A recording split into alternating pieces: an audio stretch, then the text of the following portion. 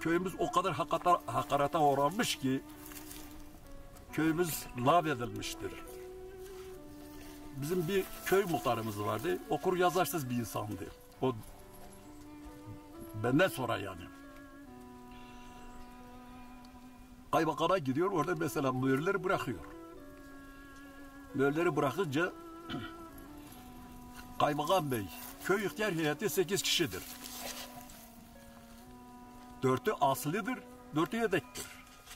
Kaymakam Bey hiç köye bir yazı göndermeden, hiç köy ihtiyar heyetine duyurmadan tutuyorlar köyümüzü,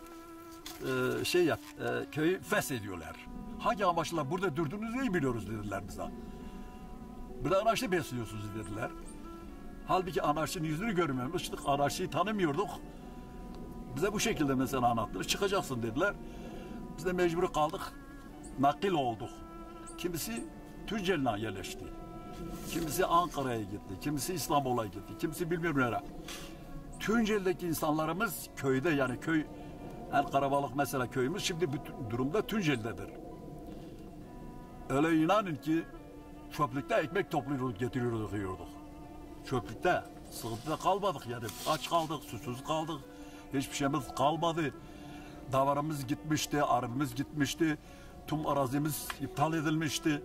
Bu durumda hala da sıkıntıyız. Şimdi devletimizde istiyoruz. Yolumuz yapılsın, köprümüz yapılsın. Bize yardım edilsin. Bize ev yapılsın, konuklar yapılsın. Ki devletimizi bilelim. Devlete şimdi yardım istiyoruz. Mevcut olarak mesela bize yapılsın yolumuzu, konuklarımız yapılsın, köyümüze yerleşme durumunu istiyoruz. Köyümüzün nüfusu 350 nüfustur. Kanunen 50 nüfus olan bir köy muhtara bağlıdır. Yani kendi muhtarlığını seçebilir.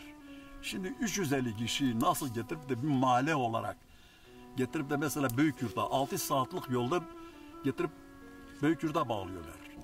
Davarcılık, cevizcilik, arıcılık da besliyorduk. Arazimizi ekiyorduk, bu şekilde idare ediyorduk. Sonra da sıkıntıya düştük. Köyümüz mesela artık lav olduktan sonra mesela Kaymakam Bey yazı çıkartmadıktan sonra köyümüz mesela muhtarlığı kaybedildi.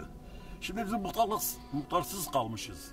Hangi daireye uğradığımız vakit başta muhtarı getirin kardeşim diyorlar. Müracaatlarımız mevcuttur.